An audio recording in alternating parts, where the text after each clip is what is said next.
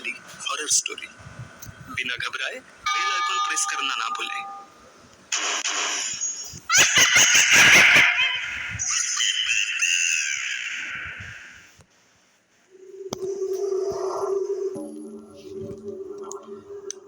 इस कहानी के लेखक हैं संजय कांबले।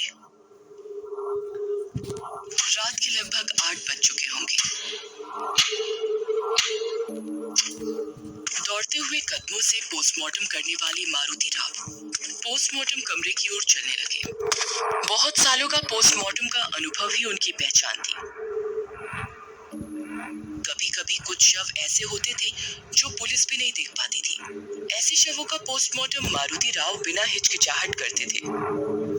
बारिश के पानी से भीग के फूला हुआ शव हो या कई दिनों का सड़ा हुआ शव हो, मारुति राव बिना डरे उन शवों का पोस्टमार्टम करते थे। उनके साहस की वजह से उनके सारे सहकर्मचारी उनकी बहुत तारीफ करते थे। इसी खासियत की वजह से अस्पताल के सीनियर डॉक्टर सावंत के साथ उनकी अच्छी दोस्ती थी। चलते चलते मारुति राव के दिमाग में कल रात की सावंत साहब के साथ की हुई बात घूम रही थी।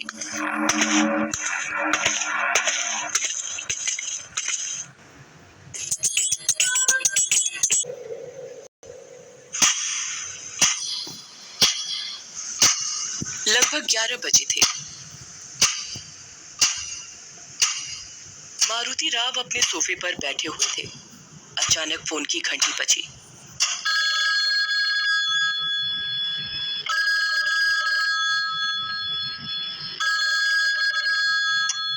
घड़ी की ओर देखते हुए मारुति राव ने फोन उठाया। हेलो जी, कहिए सावंत साहब। मारुति एक लड़का है, उसे काम से निकालना है। मेरी उसके साथ कुछ खास बनती नहीं। उसने मेरे साथ कई बार बदतमीजी से बात की है, इसलिए आज तुम्हारे साथ उसकी ड्यूटी लगाई है। साहब, नाम क्या है उसका? दीपक नाम है उसका। अब ये दीपक बुझ ही गया समझो साहब। पोस्टमार्टम रूम में काम करना कोई बच्चों का खेल नहीं है। मारुति, एक बात पूछूं? संकोच भरी आवाज में सावंत ने पूछा। सावंत साहब, संकोच किस बात का है? पूछिए जो पूछना है। मारुति, तुम इतने सालों से पोस्टमार्टम कर रहे हो, पर क्या तुम्हें भूत प्रेत आत्मा इन बातों पर विश्वास है? भूत? साहब, ये सब मनगढ़ंत कहानियां हैं। मुझे ऐसे मनगढ़ंत कहानियों पर विश्वास नहीं है। बहुत ही आत्मविश्वास के साथ मारुति राव ने जवाब दिया। और बताइए साहब, आप वापस कब लौट रहे हो? अभी भी मुंबई में ही हूँ, कल तक पहुँचूंगा। मुंबई से करीब 8 घंटों का सफर है। और एक बात मारुति, वो लड़का यानी दीपक की एक खासियत है। खासियत? कौन सी खासियत? अभी थोड़ा व्यस्त हूँ, वैसे भी कल आने वाला हूँ, तो मिल के बात करते हैं। कल की वो बात याद करके मारुति राव मन ही मन मुस्कुरा रहे थे। आज फिर सावंत साहब ने एक जिम्मेदारी मुझे सौंप दी। जिन लोगों को काम से निकालना होता है, उन लोगों की ड्यूटी सावंत साहब मेरे साथ पोस्टमार्टम कमरे में लगाते हैं। यानी कि वो खुद काम छोड़ देते हैं, उन्हें निकालने की नौबत ही नहीं आती है। चलते चलते मारुति राव पोस्टमार्टम कमरे के पास पहुंच गए। वहां 24-25 साल का एक लड़का खड़ा था। सामने टेबल पर सफेद कपड़े के नीचे एक शव भी था। नाम क्या है तुम्हारा? सर दीपक।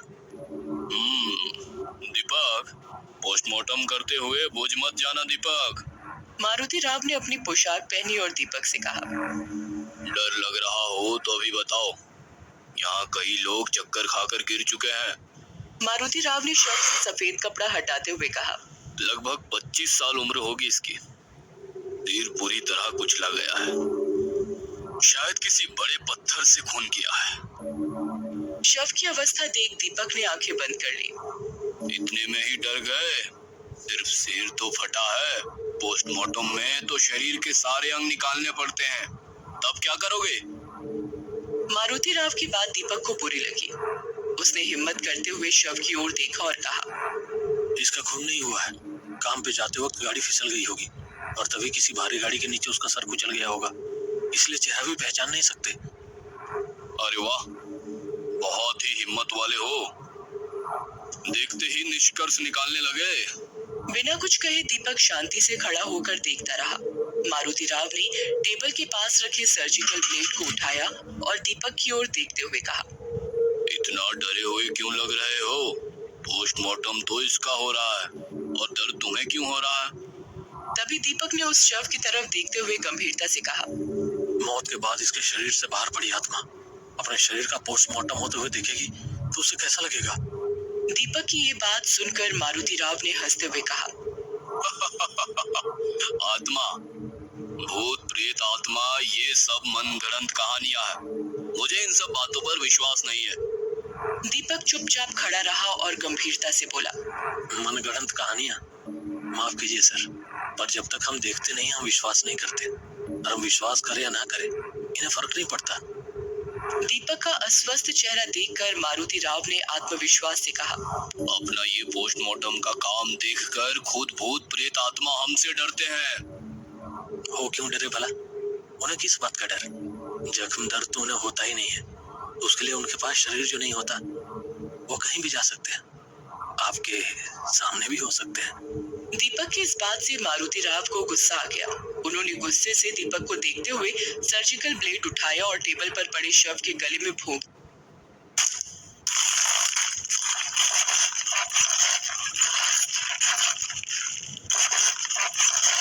ये सब नजारा देखकर दीपक की आंखें फटी की फटी रह गईं। उसके चेहरे का रंग ही उड़ गया। दीपक के चेहरे का उड़ा रंग देखकर मारुति राव ने उस शव के शरीर के अंदर हाथ डाला और शरीर के कुछ अंग बाहर निकाले और कहा, इसके फेफड़े की हालत देखी, दारू सिगरेट का परिणाम है। अपनी तिरछी नजर से दीपक की जेब से ऊपर निकली सिगरेट के पैकेट को देखते हुए मारुति राव ने कहा, तुम्हारे फेफड़ों का भी यही हाल होगा। लगे हाथ उनकी भी जांच करे क्या? मुस्कुराते हुए उन्होंने कहा, पर दीपक बिना कुछ कहे चुपचाप खड़ा रहा। मारुति राव ने थोड़ा थोड़ा करते हुए पूरा शरीर चीर दिया। आवश्यक अंगों के सैंपल ले लिए। एक हथौड़े से उन्होंने खोपड़ी को अलग किया जैसे कि कोई ढक्कन खोला। दीपक भावना शून्य चेहरे से उस शव की ओर देखता रहा।